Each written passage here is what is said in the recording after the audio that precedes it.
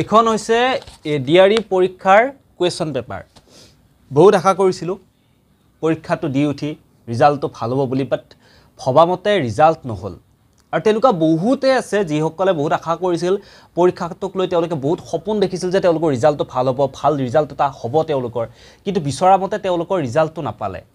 এতিয়া কি কৰিব আৰু এনেকুৱা সময়ত বহুতে ডিপ্ৰেছনত গুচি যায় বহুতে ডিপ্ৰেছনত গুচি যায় তেওঁলোকৰ জীৱনটো পৰ্যন্ত শেষ কৰি দিয়ে জীৱনৰ প্ৰতি তেওঁলোকৰ মায়া মোহ নোহোৱা হৈ পৰে কাৰণ তেওঁলোকে জীৱনৰ লক্ষ্য এটাই বান্ধি ৰাখে যে জীৱনত এটা চৰকাৰী চাকৰি লাগে হয় তেওঁলোকে চৰকাৰী চাকৰিটো বিচাৰিব এইটো কাৰণে কাৰণ চৰকাৰী চাকৰি আছে মানে তেওঁলোকক সমাজখনৰ মানুহখিনিয়ে ভেলু দিছে ওচৰে পাজৰে যিসকল ব্যক্তি আছে সেই ব্যক্তিসকলে তেওঁলোকক ভেলু দিছে যদি সেই চৰকাৰী চাকৰিটো কৰি তেওঁ যিখিনি টকা ইনকাম কৰে তাতকৈ দুগুণ পইচা যদি তেওঁ কোম্পানী চাকৰি এটাত কৰি যদি ইনকাম কৰে তাত কিন্তু সেই ব্যক্তিজনক ইমানটা বেকাৰ বুলি মানুহে কয় এই কোম্পানীতহে কাম কৰি আছে কিন্তু যদি তেওঁ তাতকৈ কম পইচা কোনোবা এটা চৰকাৰী অফিচত যদি পিয়ন হৈ কিনেও যদি খটে তেতিয়া হ'লেও কিন্তু তেওঁ বহুত ডাঙৰ এজন চৰকাৰী চাকৰিয়াল বুলি তেওঁক সন্মান দিয়া হয় চৰকাৰী চাকৰিৰ সেই পদটোক তেওঁক সন্মান দিয়া হয় আৰু সেইটো কাৰণেই চাগে বৰ্তমান সময়ৰ বহুতেই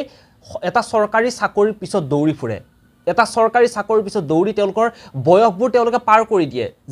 যিটো বয়সত তেওঁলোকে নতুন কাম শিকিবলৈ নতুন স্কিল তেওঁলোকে ল'ব লাগে সেইখিনি সময়ত তেওঁলোকে কেৱল চৰকাৰী চাকৰি এটাৰ পিছত দৌৰে চৰকাৰী চাকৰিটো এটা সময়ত গৈ নাপায় নোপোৱাৰ পিছত তেওঁলোকে বয়সেও সেইটো সময়ত ঢুকি নোপোৱা হৈ পৰে যে বেলেগ তেওঁলোকৰ কাম কেনেকৈ কৰিব বেলেগ কামবোৰ কৰিবৰ কাৰণে তেওঁলোকৰ সেইখিনি সময়ত অভিজ্ঞতা নাথাকে আৰু লাষ্টত গৈ ইফালেও নহয় সিফালেও নহয় মাজতে পৰি তেওঁলোকে কষ্ট পাবলগীয়া হয় মাজত থাকি তেওঁলোকে ইফালে ব্যৱসায় লাইনতো যাব নোৱাৰে বেলেগ কামৰ তেওঁলোকৰ অভিজ্ঞতা নাই চৰকাৰী চাকৰিৰ কাৰণে তেওঁলোকে বয়সটো বৰবাদ কৰিয়েই দিলে আৰু আজিকালি জানে কিছুমান কামবোৰ এক্সপিৰিয়েঞ্চ লাগে এক্সপিৰিয়েঞ্চ নহ'লে আজিকালি কামবোৰত তেওঁলোকে নাৰাখে গতিকে এটা সময়ত গৈ তেনেকৈ মানুহবোৰে কষ্ট পাবলগীয়া হয়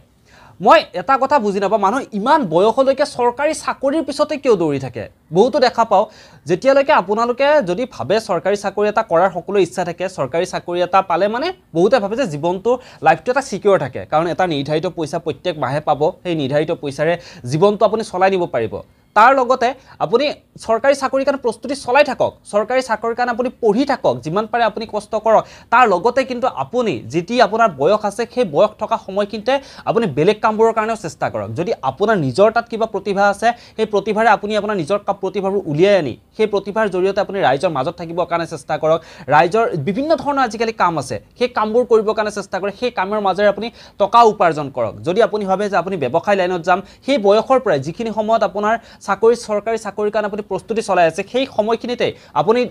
সেকেন্ড অপচনটো ৰাখি দিয়ক যে আপুনি যদি চৰকাৰী চাকৰিটো নাপায় তেতিয়া হ'লে আপুনি যেটো সেকেন্ড অপচন ৰাখিছে ব্যৱসায় লাইনত যোৱাৰ কথা সেই ব্যৱসায়ৰ কাৰণে আপুনি প্ৰস্তুতি চলাওক কেনেকৈ আপুনি ব্যৱসায়টো আপোনাৰ গ্ৰোথ কৰিব কেনেকুৱা ধৰণৰ ব্যৱসায় কৰিলে আপোনাৰ লাভালাভবোৰ বেছি হ'ব তেনেকুৱা ধৰণৰ চিন্তাবোৰ কৰক তেতিয়া যদিও আপোনাৰ চৰকাৰী চাকৰিটো নহয় তেতিয়া হ'লে আপুনি ইমান চিন্তা কৰিবলগীয়া একো নাথাকে কিন্তু আমাৰ মানে বেছিকৈ মই দেখা পাওঁ যে আমাৰ অসমীয়া ল'ৰা ছোৱালীখিনি এটা হয় তেওঁলোকে পঢ়িব খুলিব তেওঁলোকৰ পঢ়া শুনা লক্ষ্য উদ্দেশ্য এটাই থাকে যে তেওঁলোকৰ এটা চৰকাৰী চাকৰি লাগে আৰু তেনেকৈ তেওঁলোকৰ পৰিয়ালৰ মানুহখিনিও সেইদৰেই কয় যে তই এটা চৰকাৰী চাকৰি কৰিলি মানেহে তই যদি সফল ব্যক্তি যদি তই চৰকাৰী চাকৰিটো নাপাও তেতিয়াহ'লে তই সফল ব্যক্তি নহয় আৰু সেই কাৰণে এটা পিয়নৰ কাৰণে গাড়ী ড্ৰাইভাৰৰ কাৰণে ল'ৰা ছোৱালীবোৰে তেনেকৈ দৌৰি থাকে তেনেকৈ তেওঁলোকে কষ্ট কৰি থাকে তেওঁলোকে আৰু ড্ৰাইভাৰ এবাৰ কাট অফ কিমান গৈছে আপোনালোকে নিজে চাওক 127 লৈকে কাট অফ পাৰ গৈছে গতিকে ভাবি চাওক কেনেকুৱা হ'বলৈ গৈ আছে এটা ড্ৰাইভাৰৰ কাৰণে যেতিয়া 127 তেওঁ যেতিয়া মাৰ্ক ল'ব লগা হয় আপোনালোকে এবাৰ নিজে ভাবি চাওক পৰিস্থিতি কেনেকুৱা হ'বলৈ গৈ আছে গতিকে এইবোৰ পৰীক্ষা আহিব যাব যিসকলে পাছ কৰিছে তেওঁলোকলৈ শুভেচ্ছা থাকিল তেওঁলোকে ভাল কাম কৰি তেওঁলোকে যাওক আৰু যিসকলৰ বেয়া হ'ল যিসকলৰ বিফল হ'ল তেওঁলোকেও এটা দুখ কৰিবলগীয়া একো নাথাকে চৰকাৰী চাকৰি এটা জীৱন নহয় মই আগৰ ভিডিঅ'টো কৈছিলোঁ আগৰ ভিডিঅ'ত যেতিয়া মই বনাইছিলোঁ তেতিয়াও কৈছিলোঁ চৰকাৰী চাকৰি এটা জীৱন হ'ব নোৱাৰে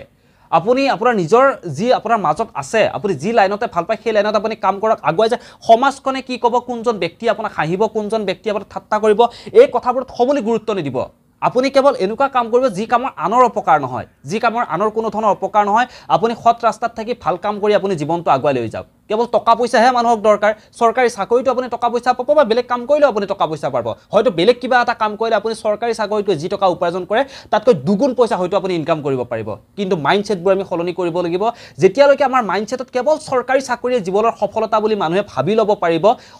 ভাবি ল'ব তেতিয়ালৈকে কিন্তু সদায় এনেকুৱা ধৰণৰ মানুহবোৰে সৃষ্টি হ'ব এই সমাজখনত কেতিয়া কিন্তু মালিক হ'বলৈ কোনেও আগবাঢ়ি নাহিব সকলোৱে চাকৰ হৈ থাকিবৰ কাৰণে চেষ্টা কৰিব কথাখিনি যদিও ক'বলৈ বেয়া ক'বলৈ যদিও অপ্ৰিয় কিন্তু একেবাৰে সত্য কথা বাকি আপোনালোকে আপোনালোকে কি ভাবে তলৰ কমেণ্ট বক্সত কমেণ্ট কৰি আপোনালোকে জনাবৰ কাৰণে একেবাৰে নাপাহৰিব গতিকে মই এটা আপোনালোকক কওঁ যে চৰকাৰী চাকৰিৰ কাৰণে চেষ্টা কৰাটো একেবাৰে বেয়া কথা নহয় চৰকাৰী চাকৰিৰ কাৰণে আপোনালোকে যিমান পাৰে চেষ্টা কৰক কিন্তু তাৰ লগতে এনেকুৱা নহ'ব যে আপোনালোকে চৰকাৰী চাকৰিটো নহ'লে জীৱনটো আপোনাৰ শেষ হৈ গৈছে জীৱনটোৰ প্ৰতি বহুতে নিজৰ মায়া মোহবোৰ আঁতৰি নোহোৱা হৈ পৰে জীৱনটোৰ প্ৰতি তেওঁলোকে এটা সময়ত গৈ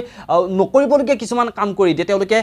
বিভিন্ন ধৰণৰ নিচাজাতীয় বস্তুসমূহ তেওঁলোকে সেৱন কৰাত লাগে সেইবোৰ তেওঁলোকে নিচাজাতীয় বস্তুসমূহ সেৱন কৰি তেওঁলোকে নিজৰ জীৱনটো নষ্ট কৰি দিয়ে কেৱল এটা চৰকাৰী চাকৰি নোপোৱাৰ কাৰণে সেই চিন্তাবোৰ তেওঁ মনত বান্ধি লয় গতিকে তেনেবোৰ পথত নগৈ জীৱনটো শেষ নকৰি এই সুন্দৰ জীৱনটো আমি আৰু অধিক সুন্দৰ কৰি তুলিব পাৰোঁ আমি নিজৰ কৰ্মৰ জৰিয়তে গতিকে কৰ্ম হৈছে সকলোতকৈ ডাঙৰ বস্তু গতিকে ভাল কাম কৰক সৎ কাম কৰি জীৱনটো আগুৱাই লৈ যাওক চাব আপুনি এদিন নিজেই সুখী হ'ব পাৰিব আৰু আজি আপোনাৰ চৰকাৰী চাকৰি নাই বুলি যিসকল ব্যক্তিয়ে হাঁহি আছে সেইসকল ব্যক্তিয়ে এদিন আপোনাৰ ওচৰত আহি আপোনাৰ যি কাম সেই কামক কিন্তু তেওঁলোকে প্ৰশংসা কৰিবলৈ বাধ্য হৈ পৰিব গতিকে চিন্তাধাৰাবোৰ সলনি কৰক তাৰ লগতে পৰিয়ালৰ মানুহ গাৰ্জেনৰ যিবোৰ মানুহ থাকে মাক দেউতাকৰ বা ঘৰত আন সদস্যসকলক সেই চিন্তাধাৰাবোৰ সলনি কৰিব লাগিব সেই চিন্তাধাৰাবোৰ সলনি কৰি নিজৰ ল'ৰা ছোৱালীক কেৱল চৰকাৰী চাকৰিতে খুচি নাথাকি আন কামবোৰৰ কাৰণে আপোনাৰ ল'ৰাটোৱে আপোনাৰ ছোৱালীটোৱে কেনেকুৱা ধৰণৰ কামবোৰ কৰি ভাল পায় তেওঁৰ মাজত কেনেকুৱা ধৰণৰ প্ৰতিভা আছে সেই কথাবোৰত গুৰুত্ব দিয়াটো অতিকৈ বেছি দৰকাৰ আৰু সেই প্ৰতিভাবোৰ তেওঁক উলিয়াই লৈ সেই দিশেৰে তেওঁক আগুৱাই লৈ যোৱাত আপোনালোকে চেষ্টা কৰক চাব আপোনাৰ সন্তানে এদিন কিন্তু সকলোৰে মাজত জাকত জিলিকা হৈ পৰিব বাকী আপোনালোকে আপোনালোকৰ মতামতসমূহ জনাবৰ কাৰণে একেবাৰে নাপাহৰিব এই ভিডিঅ'টোৰ পৰা মই ইমানতে বিদায় লৈছোঁ পুনৰ লগ পাম ধন্যবাদ